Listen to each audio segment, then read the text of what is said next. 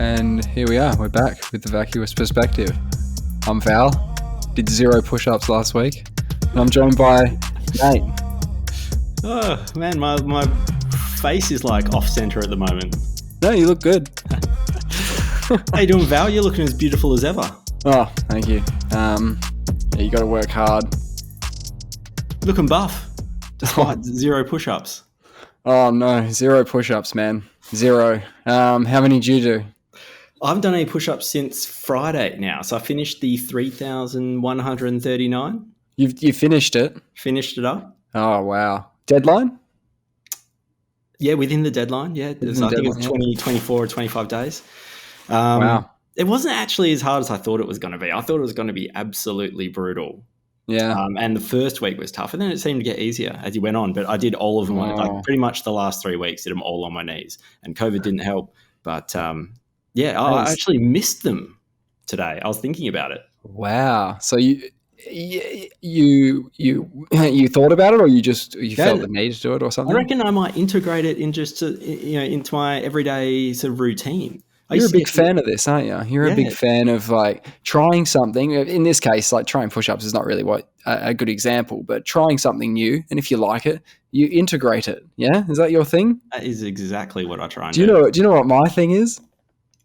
I find one thing. Don't try, don't integrate. I find one thing. The first thing on the menu, whatever. I'll find that, and I'll just do that forever. Oh, well, you're not going to be upset by something you don't like, for sure. Yeah, is that just fear of the unknown? Am I just like, cowardly? Try something new once in a while. It's good advice. I mean, I wouldn't try push-ups. I'd try and pick something else. But who knows? Who knows? You think I'm just happening? Oh, man. Not a lot, except for I got some big news. Big news. Yeah, I love big news. Prepare yourself. We have received our first correspondence. An email. To the email. Yes. Wow. We got our first email. And it's quite lengthy. Not a lot of feedback about the show, but it is quite lengthy. Yeah, wow. Who's it from, may I ask? Or do you want to start? It's from Natalia Walter. Natalia Walter. Fantastic. Do you want to hear a bit about this? What Natalia said? Yeah, you must be pumped. Wait, yeah. Yeah, and she's from Ohio. Wow. How's she come across this? I'm asking too many questions. I'm asking you questions. Yeah, okay, hit me. I have no idea. Like we're on Spotify, we're on YouTube. We're out there. So she's obviously found us. And here it is. I'll read it out. It might be a Russian bot or something. I don't think so, man. This doesn't seem that way. It says, I am Mrs. Natalia Walter, nationality of Thailand and USA. Oh, yeah. I was once married to the late Walter Richard in the city of neighborhood in Cleveland, Ohio, in the United States, who was a crude oil businessman that died of a heart attack a few years ago. I know what you're thinking. No. I know what you're thinking. You're thinking this is a load of rubbish. Well, I'll read on that. Yeah. He died of a heart attack a few years ago without a child. Since his death, I have decided not to remarry. Okay. When my late husband was, I don't know what this has got to do with the podcast, but she's telling me all about her late husband, which are, condolences, condolences. Mrs. Walter. Obviously. When my late husband was alive, he deposited the sum of, get this, $25 million.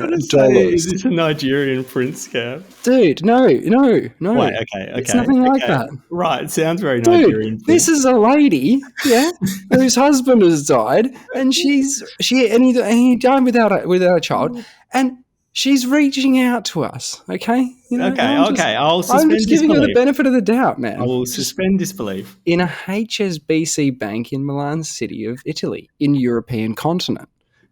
Okay. Presently, this money is still in the HSBC bank, sleeping. Okay, so we got some sleeping money. Okay. Wait. Do we have to put some money in to get some more money? No, okay. Dude, nothing like that.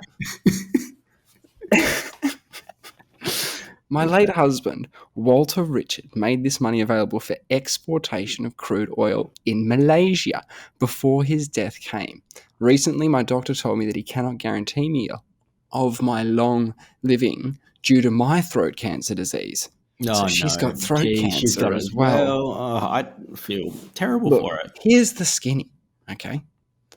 She wants us to take 30% of the total money for personal use, and 70% of the money will go to charity people and helping the orphanages. That's not okay. That's beautiful. Controversial. I think we should give 100% to charity. So wait. So okay, what's the call to action? She has the contact of her late husband's accountant at the HSBC Bank in Milan, Italy, to give me good direction on how to claim the fund. So we just have to get in touch with the accountant. And say, hey, look, we're from the Vacuous Perspective, and we received an email from Natalia Walter. I'm sure you know who Natalia is, and we would like she wants to give us the $25 million. We've got this email to prove it. Personal use, 70% charity. So I don't know who to email. Do I email Bagley or the accountant, or do I email straight back to Natalia? I think we should establish relations with Natalia, shouldn't we? Shouldn't we at least sort of be on, like, right now we're just an acquaintance. I think we should at least be on a friend basis before she gives us all this cash. How much cash are we talking? 23 million, but we get 30%. So if it's like, it's 15%, of 23 million. Why are we giving any of it to charity? It's just stipulated by her that 30% of the 20-something million is for personal use, for us, personal use. No charity allowed. And the 70% charity allowed, or charity. That's pretty good for a first email. Like what, like $6 million?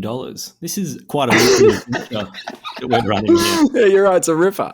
It's a bloody ripper. Imagine if we just got, like, if we were getting like a couple of emails a week, bro, in a few months, we'd be billionaires. I thought it would start off just maybe with a trickle of ad revenue or something after, once we have like 10,000 subscribers or something. But we're just straight. We've got one email and we got 6. This is an easy game. Yeah. Money for Jan. 6 million today. How much tomorrow? Don't know. I don't know. Look, I feel really bad for her. She's had a tough run. Dude, and she's got throat cancer, so the time's kind of ticking on this one. Man. The clock's ticking. I mean, cancer is a fucking bitch. I went to a funeral today, actually. Did you? Yeah. A sort of family friend. He was my maths tutor. He is a maths teacher, but he's a maths tutor. My parents taught his children jiu-jitsu. Right. For either free or for less than market rates. And so when I was in year 11 and 12 doing TE and stuff, he was like, man, come around. I'll teach you all the shit. Like, I know it all. And my grades went from 0 or like just very mediocre to like pretty damn good. What? You never mentioned a tutor. You never said anything about a tutor. Oh, man, he was a gun. I'd only do maybe an hour and a half or so. Yeah, but when you have, I always thought that you just used to sleep with your books. What was it? Osmosis. Yeah, I just absorbed the information. I put the chemistry book under my pillow before an exam, and it fucking works. Fucking worked. You can't tell me it did not work. It was either that or the fact that I printed off every TE exam for the subject for the last 10 years and made sure I could do every question in all of them. It's amazing, isn't it? But you got to think that they're also the people who make current year TEE. They're also going and reading all that shit. So they'll be like, all right, we can't do it. It can't be copy paste from last year. People. Yeah, they can't do that. But what I didn't understand it seems really, really obvious in hindsight, but this is what my tutor explained to me. He said, there's a curriculum, right? They need to teach you the stuff in the curriculum, and they're going to test whether you can do the things that are in the curriculum. So makes sense. The exams are a representation of things you need to be able to do that are in the curriculum. So all you have to do is be able to do all the things that they expect of you. Like, it's not like rocket science. Yes, unless the subject is rocket science. Then it is rocket science. Then it is rocket. Man, it was really it was quite cool. It was quite because he was a fucking good bloke. Tutored Ashrock as well. Actually, he was pretty cut when he heard. He's a funny bastard, and I was thinking a lot about my what we talked about last week and my inability to show emotion. The fact that I'm like Tin Man. Wow, yeah, we talked about that last week. Yeah, and I was more sort of conscious of that. I think when it was really, really sad, and his children did really good speeches. They were great. They were funny, but as in they were also pretty obviously shaken up by it, and so that they were exhibiting a lot of emotion themselves. And I was like really holding back the tears, like I still didn't let it go. It was really hard. It was particularly when his wife of 50 years went up at the end, and she's lovely. And the fact I know her, and she put the little sprig of rosemary, I don't really understand this tradition, on the coffin thing, and it's got his face and stuff. It was really like, that was really tough, because obviously she was pretty overwhelmed with emotion.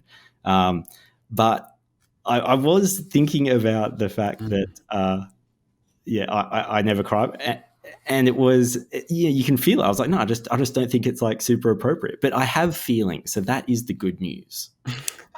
That is what we've established. Oh, that's nice, and nice service. Yeah, no, it was really nice. It's really nice. It's good. It's an absolute tragedy. It's wild. Again, it's crazy. Pancreatic cancer. Like it's awful. But he started journaling a lot. So when he got diagnosed 9 years ago, started journaling a lot and got super philosophical with things. Yeah. And he was really, I chatted to his son just afterwards, who I'm friends with. Like, well, I used to do jiu-jitsu and stuff with him. And he said that he was really having trouble finding like purpose in life when he got the diagnosis, because pancreatic cancer is typically extremely aggressive. And your chances of surviving 5 years are like, you're running the gauntlet to survive 5 years, right? Once from diagnosis. So the fact he got to 9 was pretty impressive. And he said he says that he's got 40 journals of a pretty dense philosophy, and he's someone that studies Latin because he really likes it. Reminds me of maths. They've got like really strict rules in Latin apparently. And so he has these weird kind of weird hobbies. You got someone that is on death row that I think really likes journaling. It'd be fascinating. He even says, the son said, he goes, man, you could publish this. And it reminded me of, he hasn't read it all, of course, but he says it's one of the greatest things that his dad's left him. Just, he's got all his thoughts and guidance and tutelage. Amazing. Yeah. It's pretty good. I mean, when I told him I journal, but I don't journal about emotions or feelings or philosophy. I kind of write down funny things that happen during the day or things I do. It's more of a narrative. I'm just documenting the things I do because I don't want to forget them. Yeah, that's really interesting, isn't it? It's completely different reasons for journaling, Yeah, but there's a different scenario, right? Yeah. I guess I'm doing it for my own benefit so I can just remember it later. Old people, they would actually take a photograph, and then years later they'd like write the year and date on it and time. So they could go, oh, yes, this was 1971 or 68 or something. It's amazing. And that's sort of their connection to their memories and stuff, right? Yeah. I don't journal anymore. I don't, I used to keep a book of things that I used to just, funny things, like much like yours, but it was never sort of day-to-day thing. I couldn't do it every day, if that makes sense. Yeah, no, it's a real it's a real challenge to do it every day. To actually, I know you don't miss a day. Discipline. I haven't done it since we've been doing the podcast. I haven't done You're it. Substituting. Yeah, because this is a way of documenting in a way what I'm doing, but it's completely different. It's like a creative thing. It's a creative venture, I think. Yeah, that's great. So my time's kind of used elsewhere, but the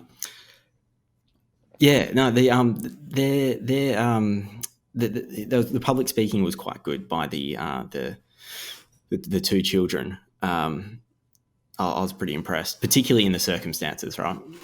Yeah. What did they go out there and slay? Like, be hilarious? Yeah, they were funny, but it's hard to explain. Like, I can't sort of nail the jokes, but yeah, it was really good. Like the first guy, he was overwhelmed with emotion. That's the sort of hard thing. He comes in, he's taking a deep breath. He like almost can't start, and then he just like lets rip. He says like, my name is X, and he says, and I'm, the deceased favorite child, and he's standing next to his sister. Amazing. But I've done a bit of public speaking in my early days at work. Sure. Do you remember? So it's called Rostrum, right? And it's essentially it's a public speaking class. It's like a meeting. There's an agenda. There's all these different agenda items on it. Like there might be, you get assigned certain things. So each week there'll be a demonstration. It's 5 minutes, and you can pick anything you like. And your task is to show the group how to do something. You might be changing a bike tire, and it's to improve your presentation skills. You wouldn't think I have any presentation skills. You'd think I'm coming at this like a complete novice. And there'll be another one like year in history. And so you pick a year in history and you go through and you explain some of the events, and you might have people guess at the end what year it was, and you reveal the year or something like that. Interesting. Well, I had one of the easier, more basic tasks called Word of the Day. And normally it's done near the beginning of the meeting. And the idea is to introduce a word, and the presenters might try and use the word during their presentations. If they do, they get kind of like bonus points. Yes. Sneak it in. And there's a expert public speaker that sits in on the whole meeting, and then he gets up at the end and gives feedback. And it's a evaluation of how you go. So, Word of the day. And I picked the word kerfuffle, which is a commotion or fuss, like a disturbance typically caused by a dispute or conflict. And I don't remember exactly how I was laying the groundwork for this, but what I chose to do was hold back revealing the word until the end. There's lots of ways you can do it. You can start with the word and just talk about its origins or whatever. But I was trying to hold back the use of the word for dramatic effect. Yes. So I get to the end of my 2 minutes, so it's a short one, and I try not to use palm cards or anything because I'm trying to challenge myself, right? I don't want to rely on palm cards. And so I get this big reveal, and I have a complete mind blank. I can't remember the word. Oh, my God. So literally at the very point when I needed it, I backed myself into this corner. Wow. And I just had to say something along the lines of, I've forgotten the word. This is embarrassing. I'm like literally standing there. Just no, it's not coming. So I just had to resign myself to the ultimate public speaking humiliation, right? Yeah. And the funny thing is it was a kerfuffle. Because if you remembered, then it would have been, that's right. 100%. So I start my walk of shame back to the seat, right? Yes. And I remember it halfway back to the seat. Yes. This spectacular recovery, like you suggest. Yes, you did it. And that, ladies and gentlemen, is a kerfuffle, the word of the day. And I sat down. On your way back to the seat. Oh, you crushed it. Right, yeah. And the end is the feedback at the end. He said he couldn't figure out if that was intentional or not. Yes, you did it. I thought it was complete. I was like, man, they'll be able to tell that I forgot, but then I just remembered before the end. But in a way, maybe my acting and my embarrassment was just so good that he thought I nailed it. But, okay, let me break it down for you. You're going to a public speaking thing, okay? It's about public speaking, yeah? He's evaluating the public speaking side of things. Now, if you were all in and you were pretending to be embarrassed and you were going to take that walk of shame and then, because you could have, someone could have just sat down after that, but you didn't. You went, and that lady, and you did. And if you did it like that, that's incredible because, yeah, you did the kerfuffle. You couldn't have done it with any other word. You were fucked any other word. I was completely fucked. I couldn't believe it. Yeah. No, but if the word of the day was any other word, you wouldn't be able to use that in the recovery. No. It's a crucial piece. It's critical. That's amazing. Yeah. That's amazing. I think about that. Whenever I hear the word kerfuffle now, I think, oh, that's not a kerfuffle. I'll tell you what. Yes. Yeah, that's great. It's a shame that kerfuffle doesn't get used all that much. Let's bring it back. Yeah, bring back kerfuff. Have you ever had an ultimate public embarrassment? Apart from the regular ones, I would have done drama in high school, so there would have been times where I would have done embarrassing things. Yeah, definitely. And I can tell you the worst one. 100%. I don't even have real memories of this. I've never seen a tape, never seen anything. There are tapes that exist, apparently. I am scared to death of these tapes. Okay, so our high school that we went to used to do this thing every year. It was like a musical concert / sort of extravaganza. Different year groups. Yeah. Different year group. Yeah, the Rock X, right? And they did it every year, and it would have students from like maybe years 10, 11, 12, I think it was. Maybe years 10, 11, and 12. And I think it was that. Anyway, it could have been year 9 and up. I don't know. And every year there would be like everyone would pick a song and pick a group, and they'd sort of like dance, and that was pretty much it. You'd dance to music, and that was the thing. I was in it one year. That's embarrassing. Okay, because it's just embarrassing. Were you in it? I was in it. I was cross-dressed. Were you in the same one as us? Not as me? Same. Well, yeah, maybe. I don't know. You were the one with were you feeling hot? No, that was some of our friends. I was in that one. Which one were you in? I was It's Raining Men. Oh, okay. Well, that tape exists. All right. I think I've got it. This isn't even the tape I'm talking about, though. No. So a year after I left high school, I get a phone call. A year after I left, right? It was from someone who was the year above me in high school, who did drama. And they called me up and they said, hey, the high school needs hosts tomorrow for the Rock X at His Majesty's Theatre. No. And I said, get this. You said, okay. No. Didn't. Can you imagine asking me that today? Can you imagine asking me that today? Just going like, hey, do you want to go? And the first answer is no, definitely not. Definitely not. Anyway, so I said yes for some reason. So the plan was... You're thinking straight. The plan was I go over to these people's house tomorrow. We set up a script, or we write a script and bits for tonight, little bits, sketches. There's about 5 people who are going to co-host it. Right? Oh, okay. Yeah, okay, back up. Yeah. There was like 4 or 5 people in this group. And I wasn't the main guy. You know what I mean? I don't know why I got a phone call, bro. Honestly. And this is so long ago. I have the patchiest memory when it comes to this stuff. But we go on, and apparently I'm Santa, because they thought that would be like funny. And I guess I don't know I don't know how that idea came up, but I was dressed up in a Santa outfit, but I was like skinny. I wasn't even wearing a fat suit. It was just, it's like skinny Santa or something, right? I don't know what the fuck's going on. I think that's how it went. Honestly, don't have any real memories of this. You blocked it out.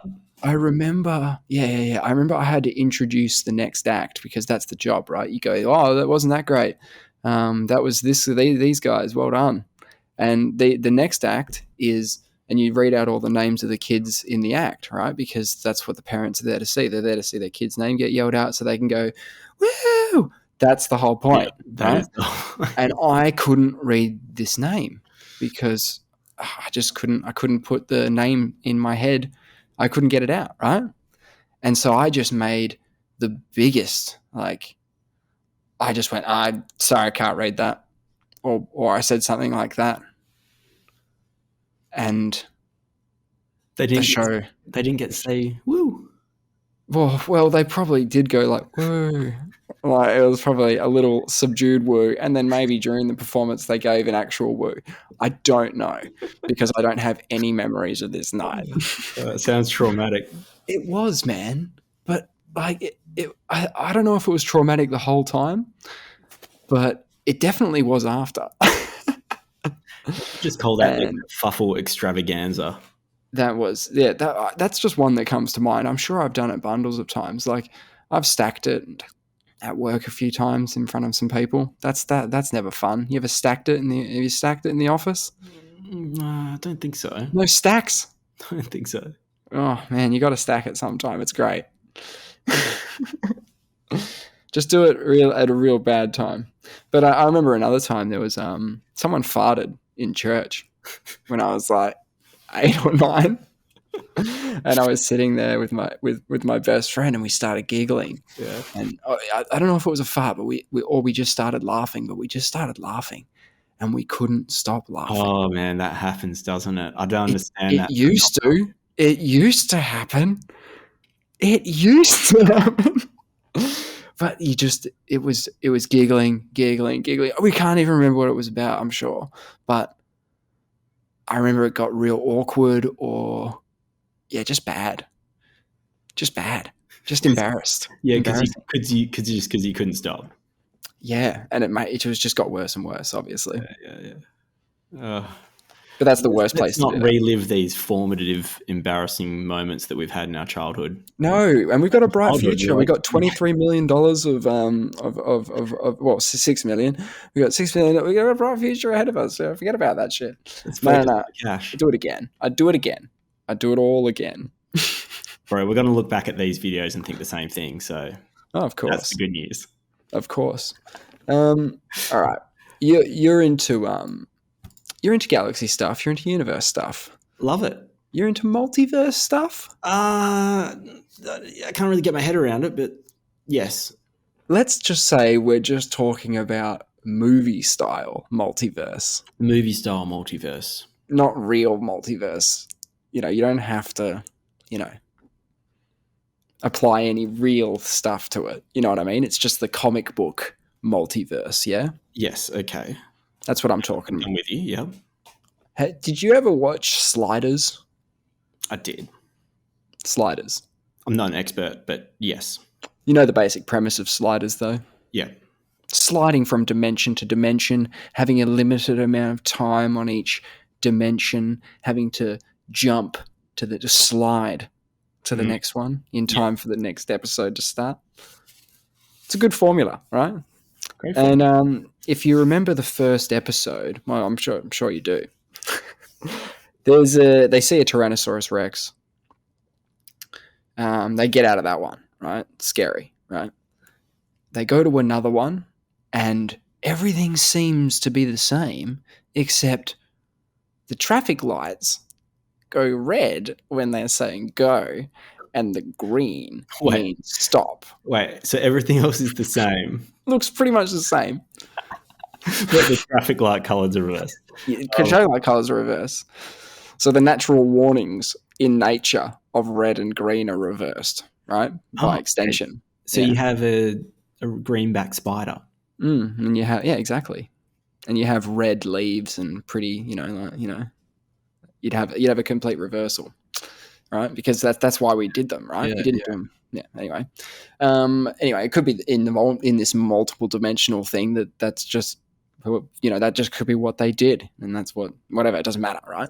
Yeah. It's not my point, right? But that's like the laziest dimension change ever, right? They just go, what can we do to make it like not the same as ours, right? All the buildings are the same. It's just red and green, fucking traffic lights, man, right? Pick something else. That's okay. So fucking lame, right? Yeah. So I watched the new Doctor Strange movie, which is called Doctor Strange and the Multiverse of Madness or something, right? Okay. And it's I'm still haven't finished the movie. I'm still watching it, right? But there's this bit, right, where they're flying through the dimensions, the multiverse, like, you can see all the worlds almost at once, you know what I mean? He's sort of like, it would spend a few seconds in one world and then they'd be still zipping through this portal, go to the next one, go to the next one, go to the next one, go to the next one. They do this a lot. And it's a really quick kind of scene, right? And it sort of goes about trying to be like, this is how crazy the multiverse can get, right? Okay, so they leave New York City, go through this boom portal, and they start flying through these, hundreds of universes that they've had to sort of like, draw in, essentially. And one of them will be like all neon colors, yeah, and one of them will be like all cartoony world, and one of them will be like futuristic looking, and the other one will be a desolate wasteland. You know what I mean? And then they arrive at one of them, right? Who knows which one you're going to get, right? And lo and behold, it's fucking New York City, right? Okay. It's New York City. It's in the futuristic kind of looking buildings, but it's definitely New York City, right? Okay, yeah. And he walks up and he's about to cross the fucking road and he almost gets hit by a car. He crosses when it's a green man? Yes. But the green man means stop. Oh, yeah. Right? Yeah. And I went, oh, this is fucking so lame, right? Was that a throwback to Sliders? Or Definitely not. Definitely not. So they came up with the same shit idea independently. Yeah, they've got the green and red light traffic swap thing, right? Now, that's not even the worst thing. Okay. The worst thing is that they keep running into different versions of the same characters that they know. Like Bizarro Jerry's. Yeah, exactly. But for every single person, there would be a Bizarro version of them, I'm guessing, in this universe, right? That makes fucking zero sense, straight up, where's the branching off point? Where is this branching off from? Do you know what I mean? How early in human civilization does this have to branch off? Even before then. That's not my point, right? It's like they meet different versions of themselves. They're still played by the same people, the actors and stuff. So it's like, what, nothing else changed? Just the buildings went futury and the traffic lights are the color and everything else is like roughly, everyone knows each other. It's bad. They got to fight those writers. Get rid of them. Yeah, I mean, I just Sliders was bad enough, with the multiverse thing, right? And they sometimes came across versions of themselves, in other places. But the big funny thing at the end of episode 1 is that he goes back to his house and like rustles the gate, and he's used to a squeak, and it didn't squeak, so he went, nope, this isn't my home. Keep going, right? And they go through. He's like, we got 3 seconds to decide. You got 2 seconds to decide. He's like, I'm leaving, right? And he leaves, and the mum comes out and goes, thanks for fixing the gate. That thing's been fucking, like squeaking for years and shit. And so he, dumb metric. Anyway, the Doctor Strange thing just annoyed me because like multiverse stuff, right, is infinite, and there's an infinite amount of worlds where there's an infinite amount of universes, yeah? where it's entirely people with like, I don't know, like a toilet plunger for a head, right? Everything in the universe. And then there's an infinite amount of universes where that's not the case. You know what I mean? So just go with non-carbon based life. That would be nice as a starting point. How do you mean? So, we've got carbon based life forms.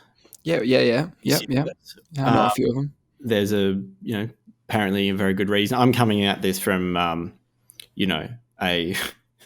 very uneducated position, but we got carbon-based life forms, so everything's carbon chains and using carbon atoms, but there'll be alternatives. If obviously that works in this setup that we have here, but if you change certain fundamental things, then maybe life would be based on a different element.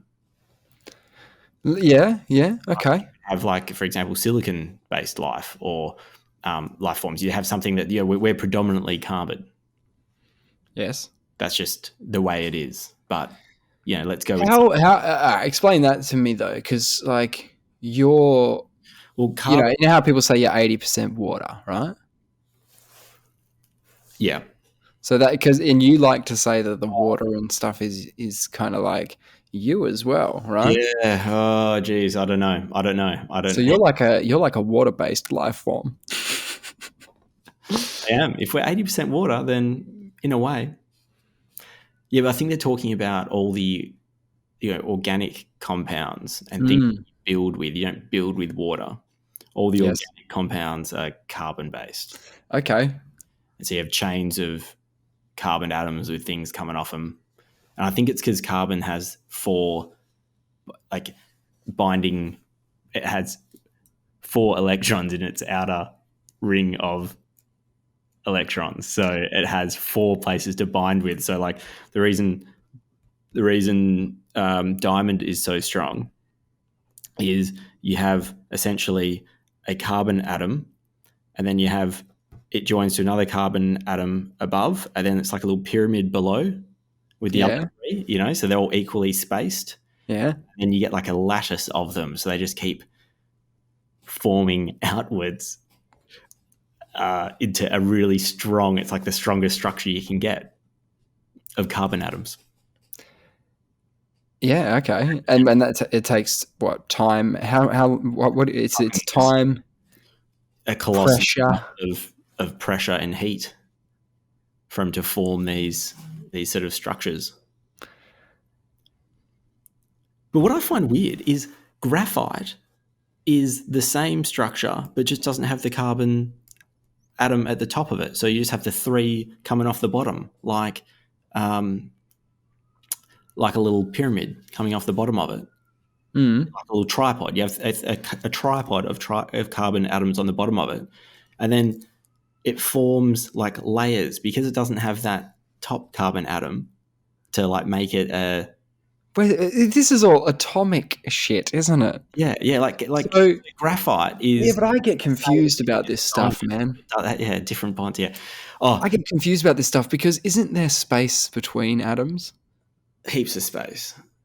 It's the electromagnetic force. It's the covalent forces of the charged particles. Fuck, I don't know, man. Even when you say that, I just feel my fingers separating from my hand because there is a gap, between the atoms in my skin, right? Yeah. Is there a gap? 100%. Everything. Yeah. Everybody, tape your fingers on. Anything you tape your electrical tape around your index finger. Just keep it all together because shit's just going to fall off, right? When you feel the desk in front of you, that's like 99% empty space. Yeah, that's what they say, bro. That's what they say. But see, what I'm experiencing and what I'm seeing is that is not the case. See, this desk thing, solid, right? You can't. There's no space in there, man. There's no space.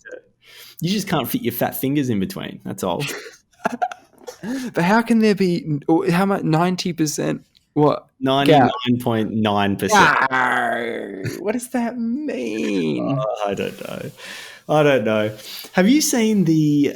And they expect us to just believe this shit, man. I know. I think maybe they're just lying to us. 90%, 99.9%. Anyway. Have you seen the, I've been wanting to talk to you about this, the Choke documentary? It's called. No, I don't think so. You may not have seen it, but you can relate to the people and what's going on and everything. You would already know the background to this. It's Hickson Gracie. Yeah. Right? So also, question. Yes. See his name written and it's with an R. But then every time they say it, they say Hickson. Yeah. What's wrong with that? Because like Henzo Gracie is spelled Renzo. Hoyce Gracie is spelled Royce. Okay. What about his dad, Helio Gracie? Oh, wow. Starts with a H, right? It's just I think it does. I think it does. Doesn't start with a P or anything, No. Anyway, so this documentary is about Hickson Gracie. He won the 94 Vale Judo. It's called the Vale Judo Japan. Okay. So it was a tournament. Was it a one-nighter? Yeah, one-nighter knockout. That's scary as fuck. By the way, if you don't know what a one-nighter is, it means you have to fight multiple times in the same evening. Oh, my God.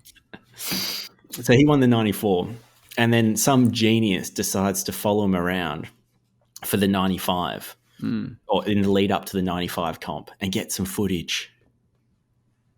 This is on Netflix? It's just on YouTube. Oh, my God. Cool.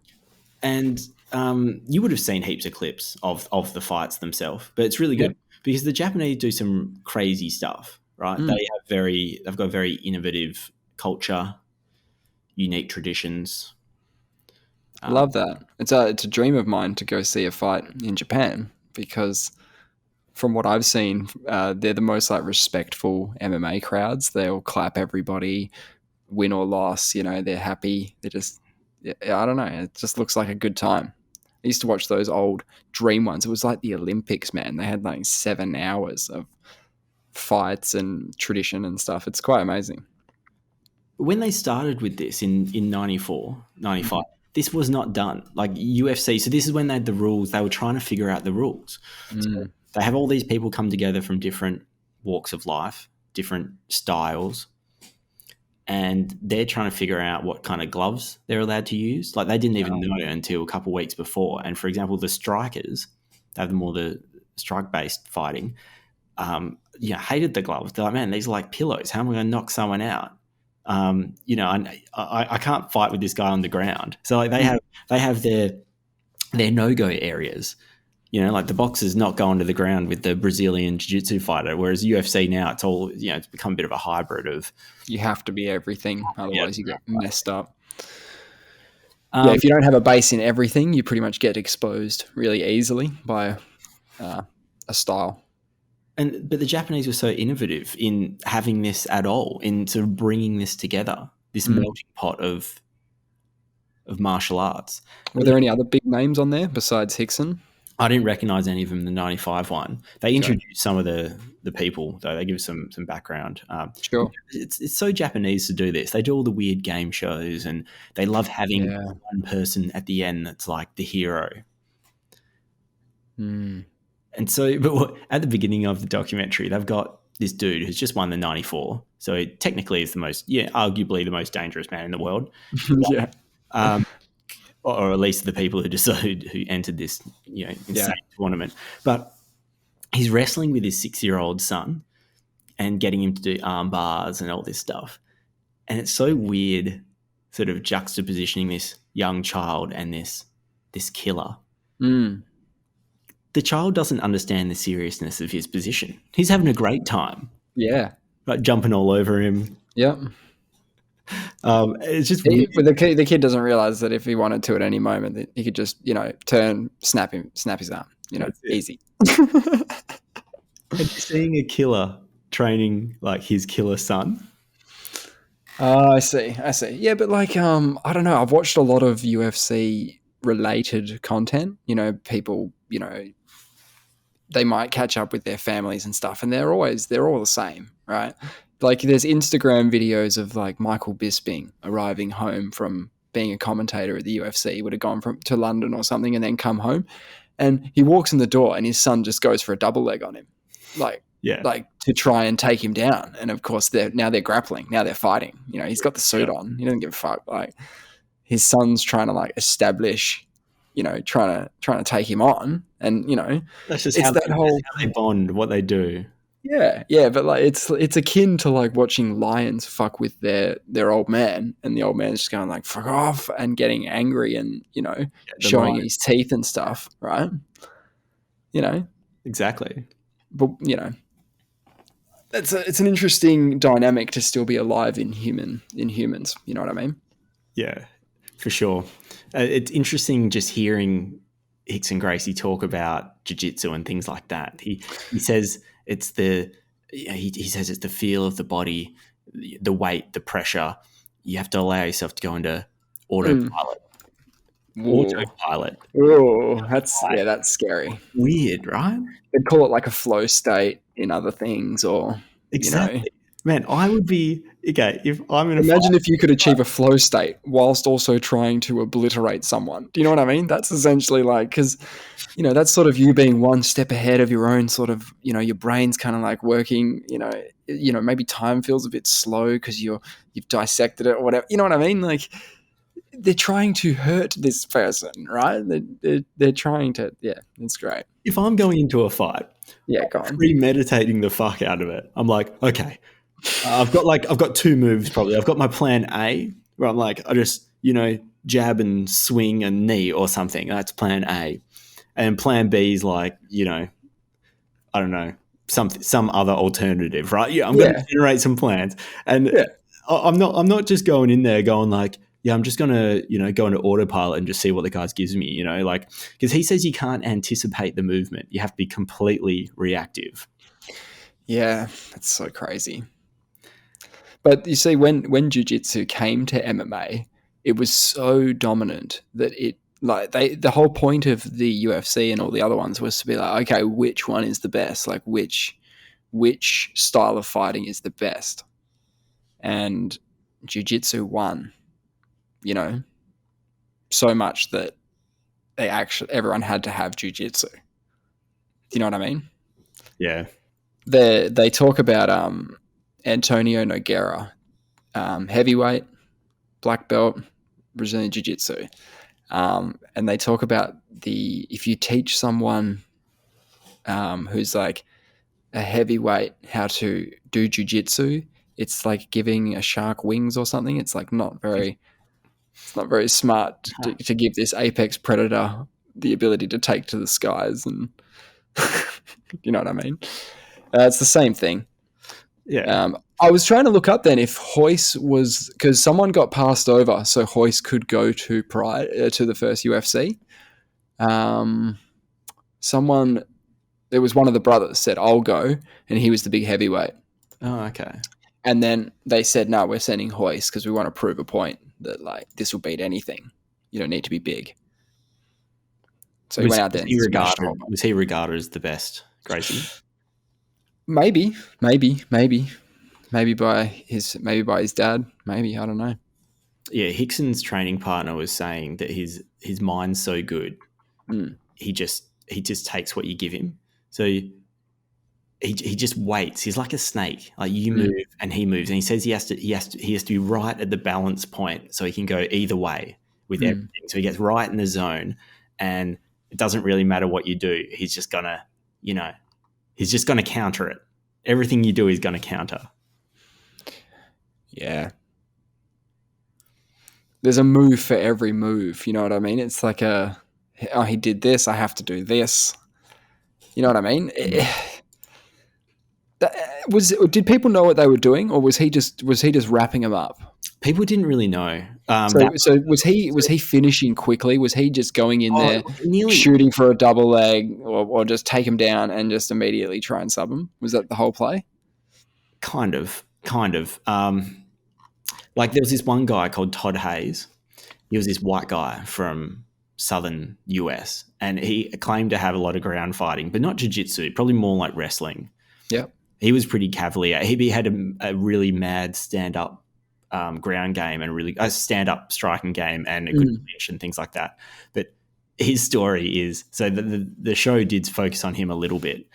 He grew up on the border of Mexico down in the US, and he got beat up a lot, and he's the target of basically racism because he was one of the few white guys, and he was a big white guy.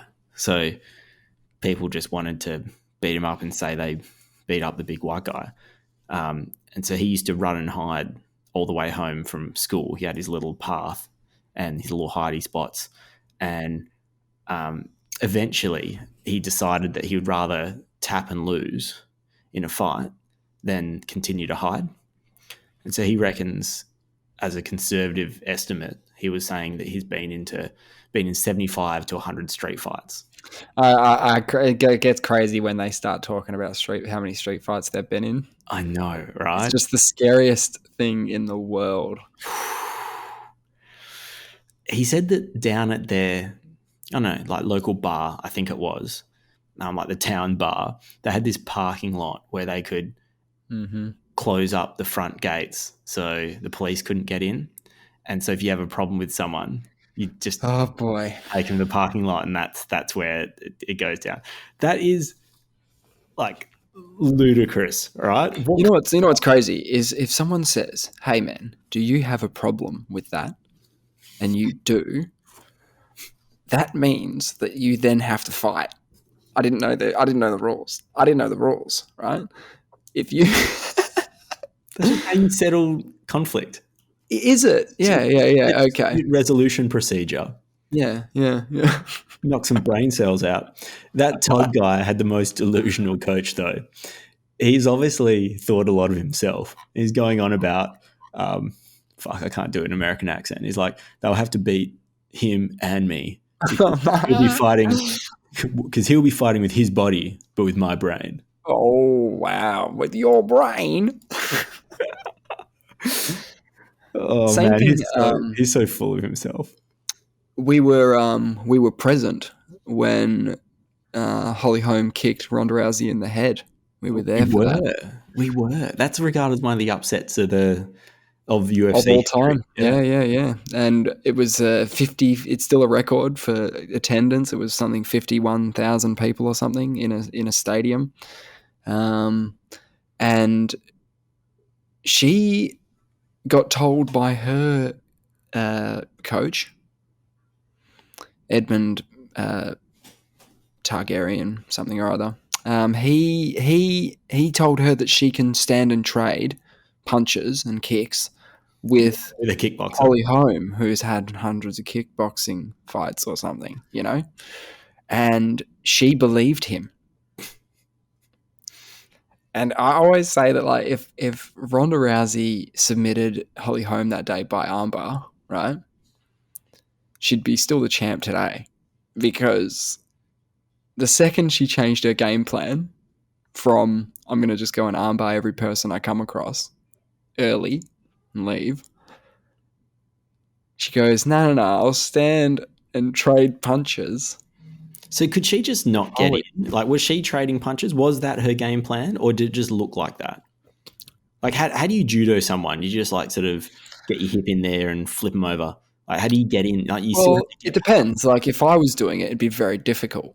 But Ronda Rousey, if you touch any part of her body, she can flip you from there.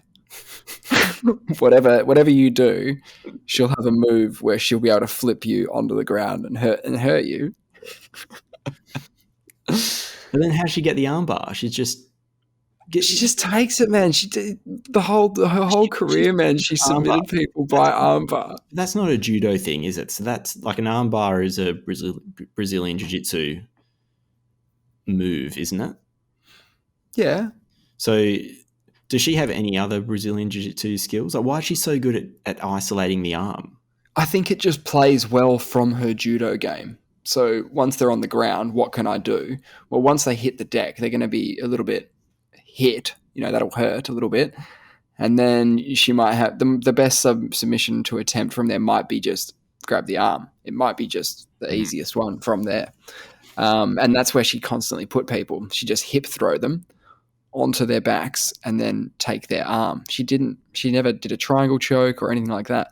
And I guess why it was cool is that it reminded me of Hoist Gracie and all those guys, because everybody knew when they were fighting a Gracie that the guy wanted to submit them. They just knew that. They already knew that. Same with Ronda Rousey. Everyone who fought Ronda Rousey was like, this chick wants to throw me and then take my arm. And even though they knew that was the game plan, everybody did it.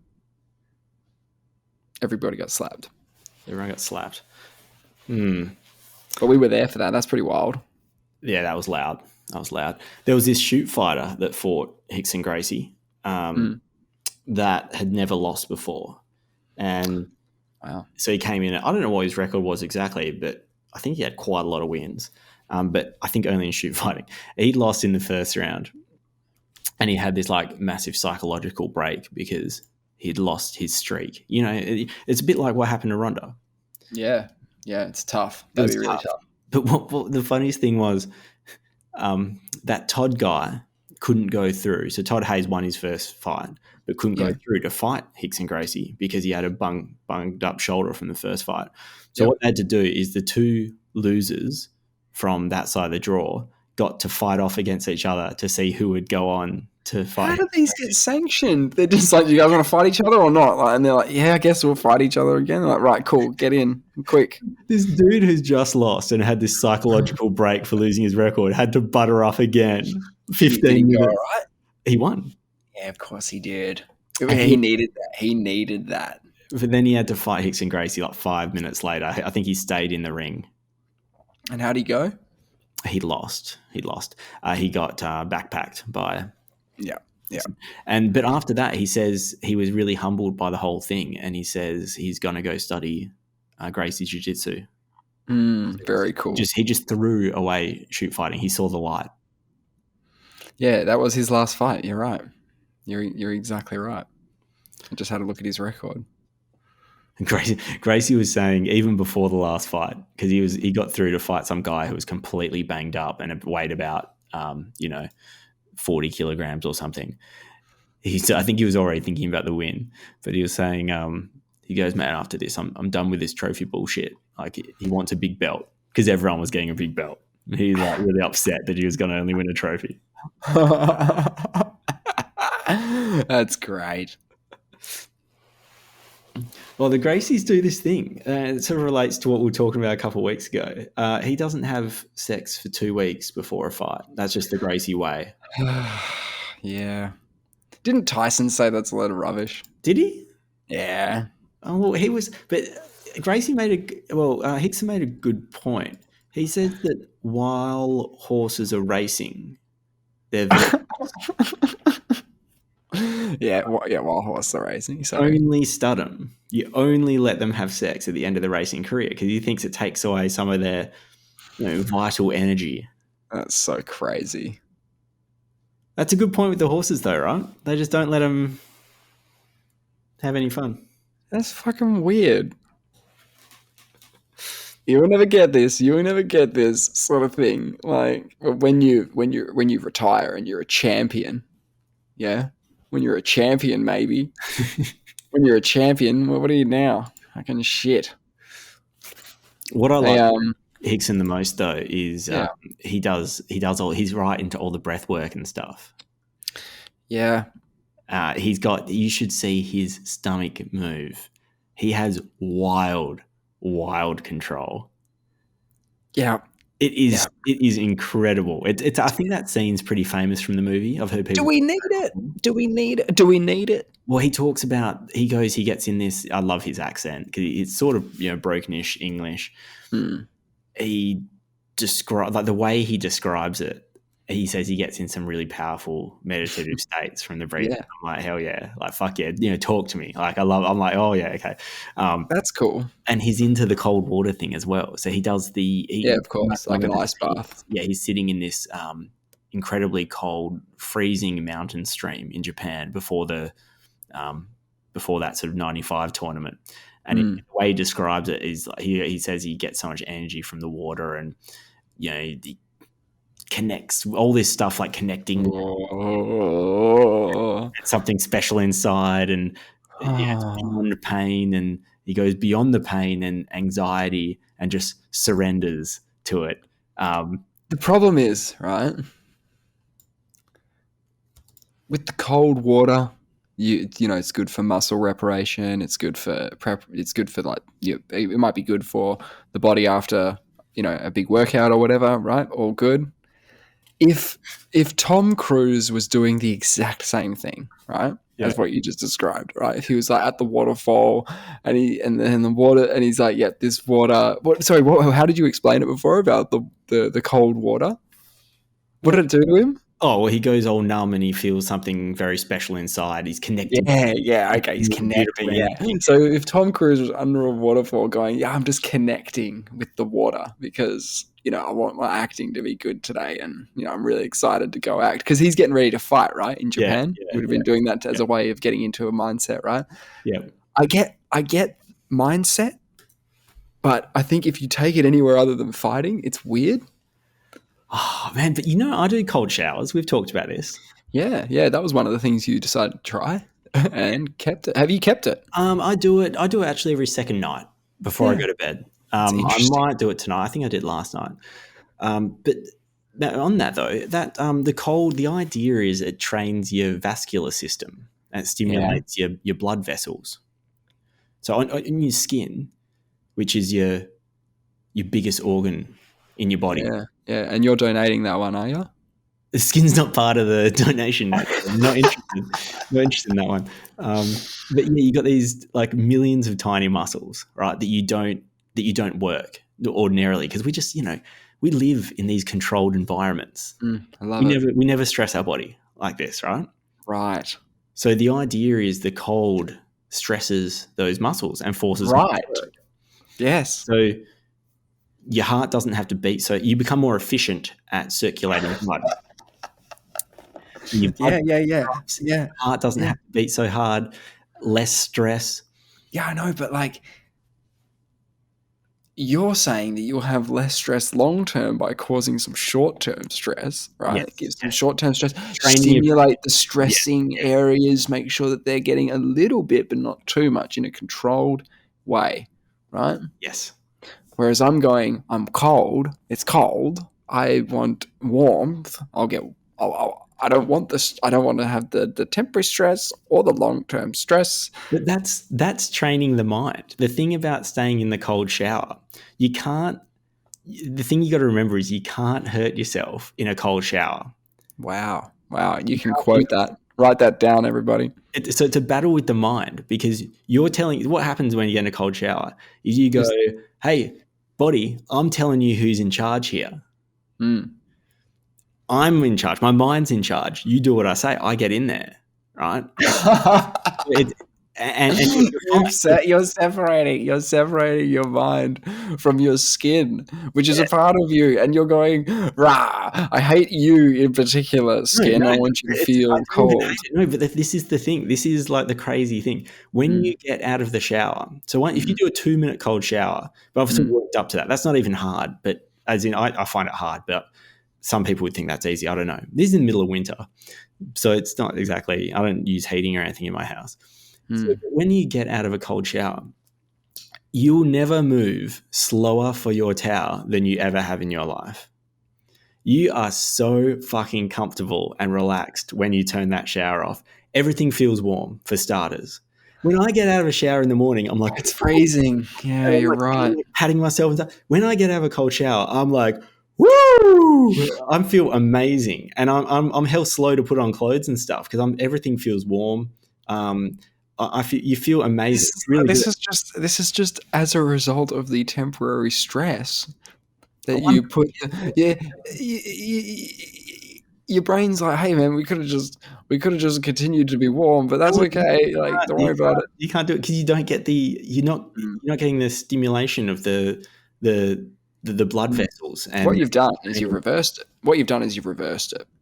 Most people have a shower and get the cold after the shower when they're reaching for the towel, when they're drying themselves off. That's their cold period. You say, no, get that out of the way. Get that cold bit out of the way. I'll have the cold shower first and everything will feel warm after. It's genius. It's actually genius. But it's a bit colder because it's more intense, the cold, rather than just cold air. You're getting cold water.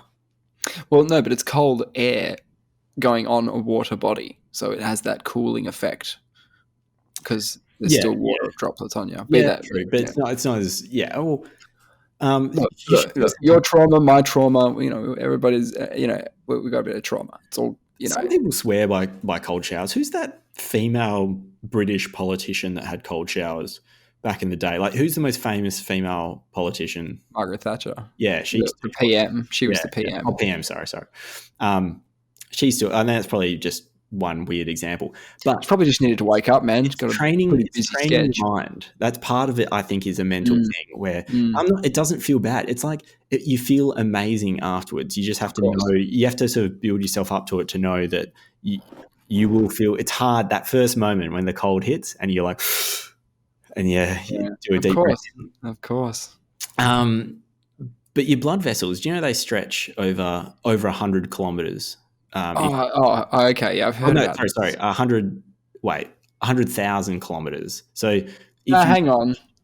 If you stretch, you can't say 100 and then change it to 100,000. Yeah, I was thinking to myself 100 kilometers. Yeah, it's like if you, me, and someone else get together, we could make a blood vessel connection thing to the moon. But do you know your blood vessels in your body? Mine? If you line them all up, maybe not yours, because yours are you probably have about like 2 vessels. You just got your aorta and the other one. Your blood vessels, even yours, would stretch 2.5 times around the world. Yeah, right. Small little things, aren't they? Very small. And then you never stimulate them, right? You just, not just you. Don't lump me in with it. Yeah, well, I don't want to generalize. Yeah, scumbags. I don't want to scumbags. Pick on you. Yeah. But yeah, and then the fact, and that's very. What do you mean stretch? Though, what do you mean stretch? What do you mean stretch? What do you mean stretch? That's confusing. If they just all connected, if you connect them up, connect them all up, and then stretch. You could run them. No stretching. No stretching required. I don't think you need to stretch them, from what I heard. I don't think we'd get that far. I have the stat on good authority, but I'm prepared to be proven wrong. 100,000. This is all Wim Hof stuff. You know I'm into Wim Hof. I know, yep. I've spoken about him once or twice. Sure. And it just reminded me, when I watched that Choke documentary and the stuff that Hicks and Gracie's into, the breath work and the cold and stuff, I was like, this is classic Wim Hof stuff. So do you know his background at all? Who, Wim Hof? Yeah.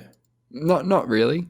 In a nutshell. I sort of know. He had a thing where he liked to go underneath ice water.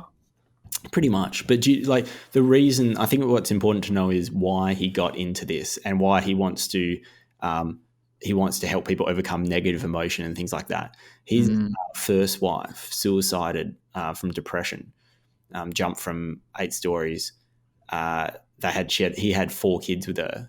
Apparently she just kissed him goodbye and jumped, which is just like insanity to me. And he says she was plagued by depression, and he started, the sadness over her death was really formative in leading to develop techniques to, combat negative emotion, but also to face low temperature environments. He just he was really depressed himself. And so one day he just felt like walking into this frozen lake, and he found he got some kind of mental benefit from that. So he started getting into like ice type, it's really weird and creepy at the time. He didn't know what he was doing.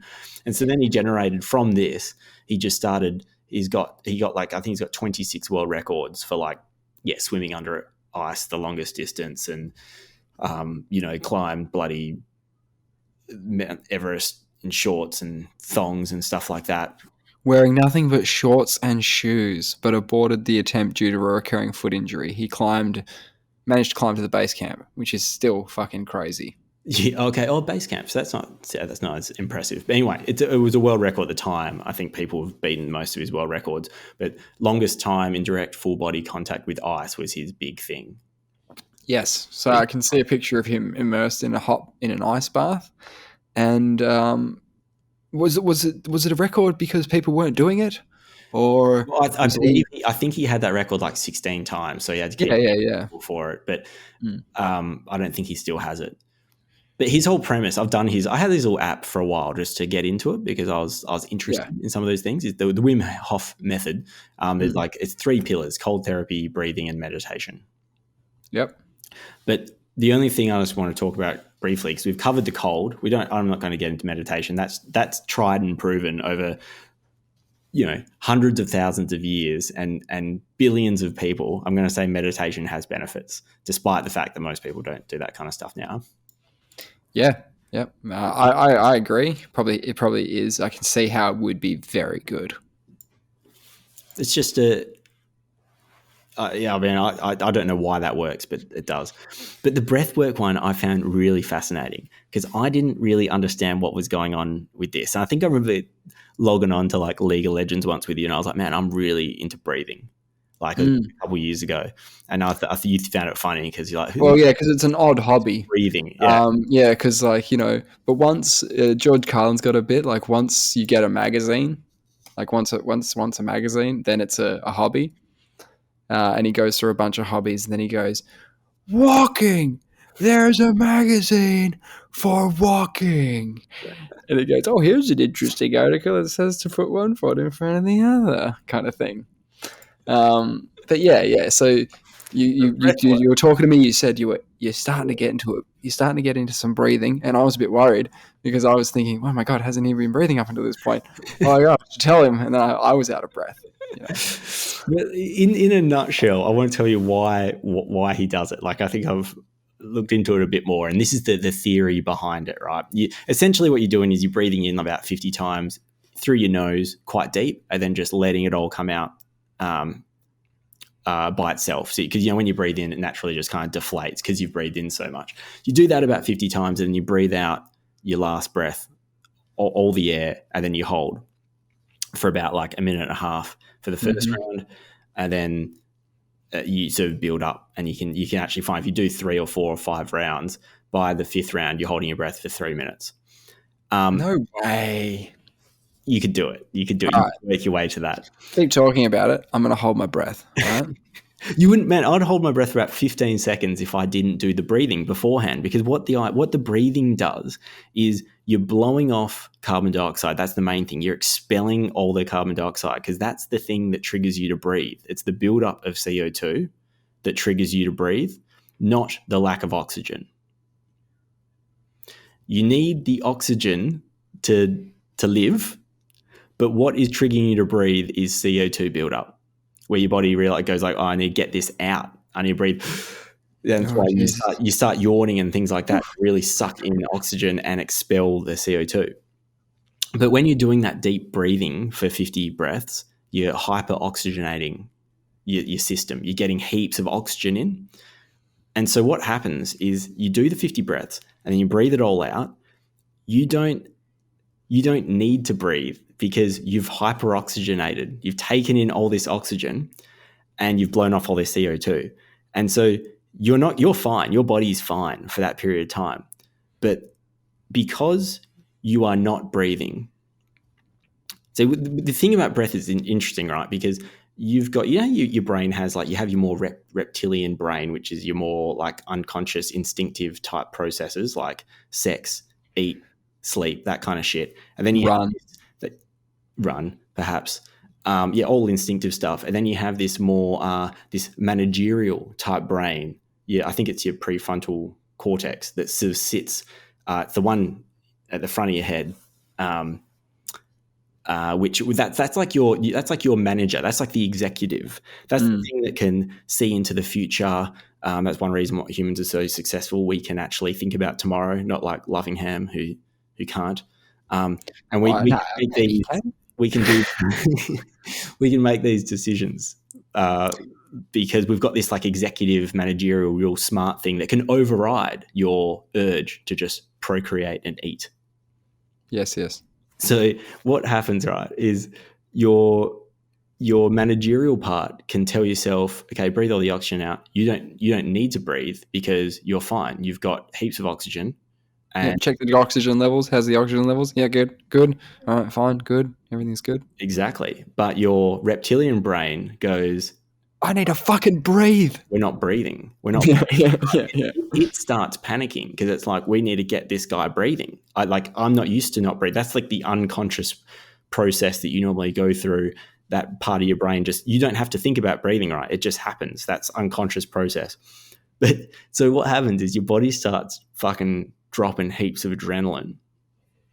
So they've done heaps of studies on this breathwork stuff now, and your adrenaline levels spike up, and that boosts anti-inflammatory responses and reduces things that cause inflammation as well. So effectively, both these things have an effect of adrenaline has the effect of reducing inflammation, which is related to mental health issues and a lot of physical ailments people have. Inflammation is just a horrible thing, generally. Yeah. So it's a killer in the mind and the body. We didn't even know. Wim Hof was the first one they studied where we didn't even know that you could consciously affect the immune system, your innate immune system. So he's shown by doing this breath stuff, he can pump up his adrenaline, which decreases inflammation and has a very positive effect on your immune system. So they got 18 people together. This is just one of the tests they did. And they got 30 people, and he took 18 of them, and he took them on a 4-day training camp of ice, breath work, things like that. And the other 12 were left just to do whatever. And then they injected them all with endotoxin, which is like if you break up E. coli, so you're not actually injecting live bacteria, but you're injecting all their dead remains, and it generates. Why are we injecting dead remains? Because it generates an immune response, but you don't get sick because the bacteria can't proliferate in your body. But your immune system goes, oh fuck, I recognize this dangerous stuff, and you start coming down with something, but because the bacteria is never proliferating, you don't get any more sick. But you have 12 hours or something like that. You have a period of time where you do start really sick. Who's signing up for this shit? Well, there were 30 people. Oh my God. All 18 of the ones that did his breath work and techniques did not get sick from the endotoxin, and all 12 of the ones that didn't do the work did get sick symptoms from the endotoxin, like everyone does. Did the guys in base camp know that the other guys were going to a retreat where they would learn cool new stuff, or were they just wondering when the fuck are they going to inject us with this E. coli stuff? I have no idea. I assume they couldn't tell them. I assume they couldn't, because otherwise that's ruining the control, because you're going into it thinking, I'm fucked. I'm going to get sick. Yeah, that's what I was thinking. If they introduced them, right, here we go, we're about to do the injections. These guys all went to a nice little camp in the last few days and actually learnt some techniques and whatnot, but don't worry about that. It doesn't really matter. This is what the study's about anyway. You'll find out. Bang. But in a nutshell, he's able to influence what causes disease. And apparently that's never been shown before. There's never been someone who has consciously been able to control their innate immune system. It was thought to be not being able to be affected by the mind. Interesting. Yeah. Okay. But having said all that, I mean, I don't know. It's pretty tenuous. I wouldn't want to rely on that as a form of Yeah. I watched. You go to your doctor and they're just breathe a lot for me. Yeah. But I did watch Ricky Gervais's new stand-up special. Yeah. It's just come out recently. What's it called? Supernature, I think it's called. Oh, okay. And he said, sorry? How new is it? Last sort of month or so, 2 months. Yeah, okay. It's pretty new, I think. But he has a joke about someone says that their mother's terribly ill, right? And they say, "Oh, thoughts and prayers," and he goes, "Yeah, no problem, no problem. You're not taking away the chemotherapy. If we had to pick, he's saying, we'll have them, the thoughts and prayers, but we're not substituting them for the chemo. You know what I mean?" Yeah, I have seen that somewhere. Oh, that's good. That's very clever. We're still going to do the chemo, though, aren't we? Yeah. Okay, good.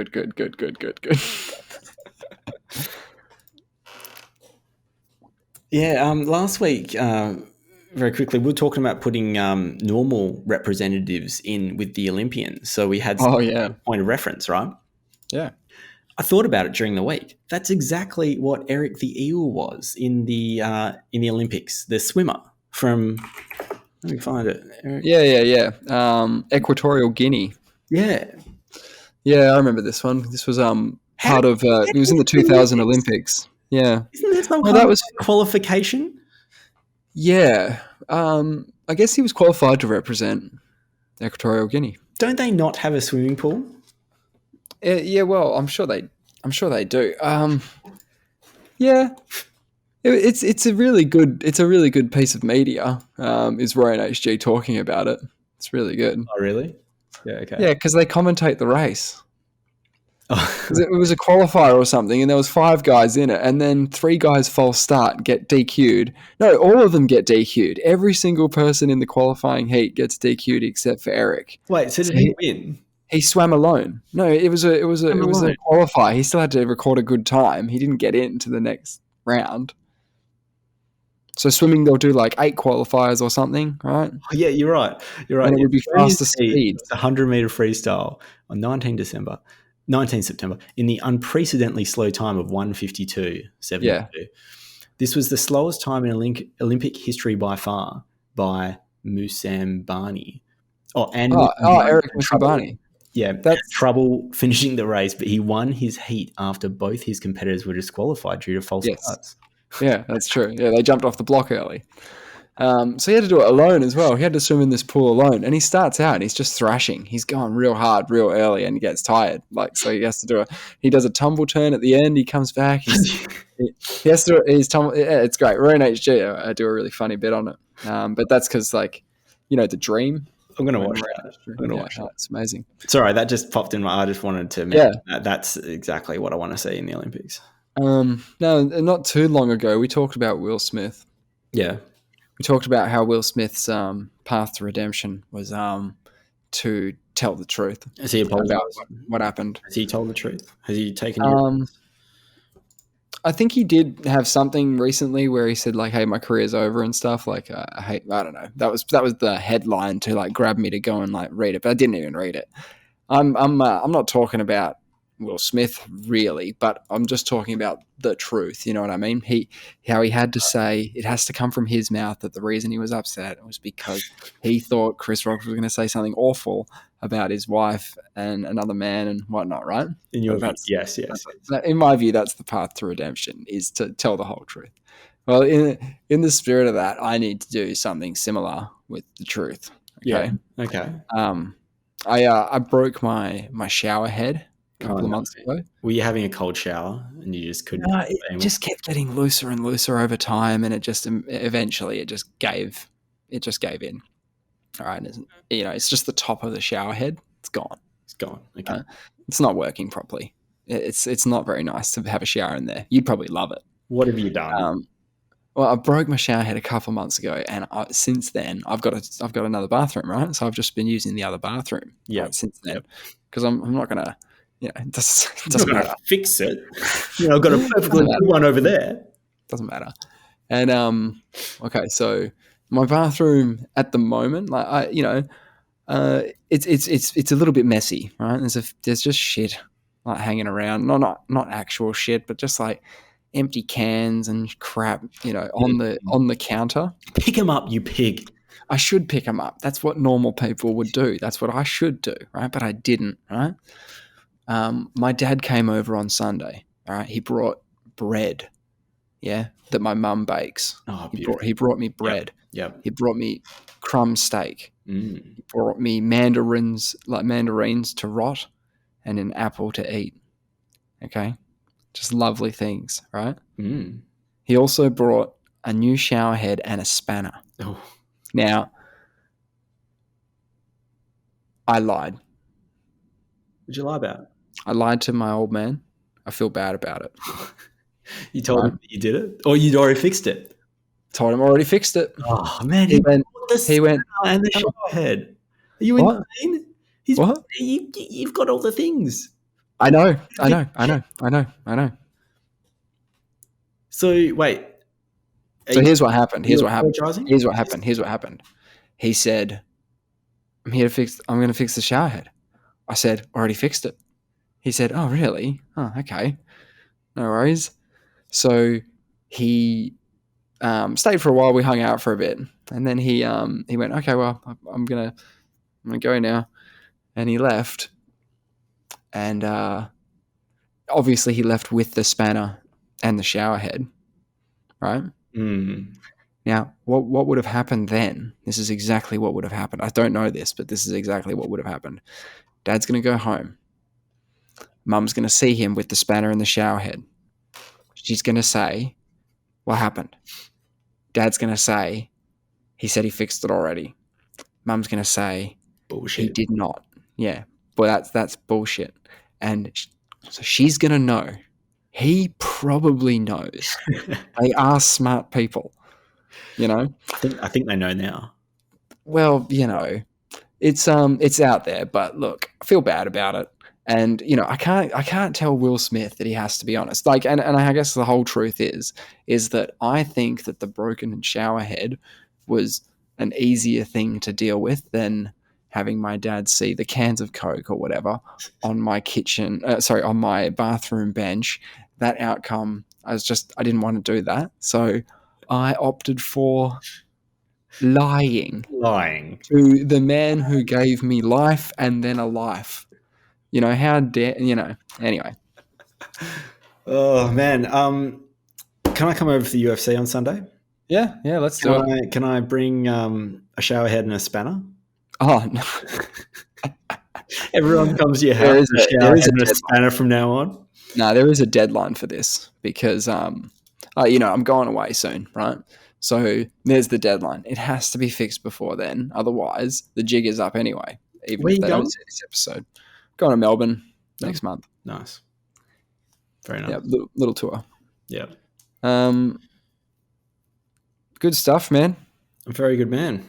I'm impressed. Going to Melbourne. I'm jealous. Take me with you. Yeah, dude. I haven't gone away since the pandemic, so here we go. Yeah, well, I'll see you on Sunday. Yeah, see you on Sunday, and see you guys next week. Send us an actual email, a legitimate. Oh yeah. Sorry about that. Did I get your hopes up with that one a little bit? Yeah. Well, you kept telling me it wasn't like a scam or that. Well, it wasn't. It's not. Well, it is. Look, I didn't want to just say I got a scam email. I did find it a bit weird that it was in the automatic spam folder. So I did pick that out of the spam folder. We're checking our spam folder. There's nothing in the inbox. So. Nothing in the inbox. Check the spam folder. Yeah, send us an actual email. That's good. I like that. Vacuous Perspective @mail.com. That's it. See you next time.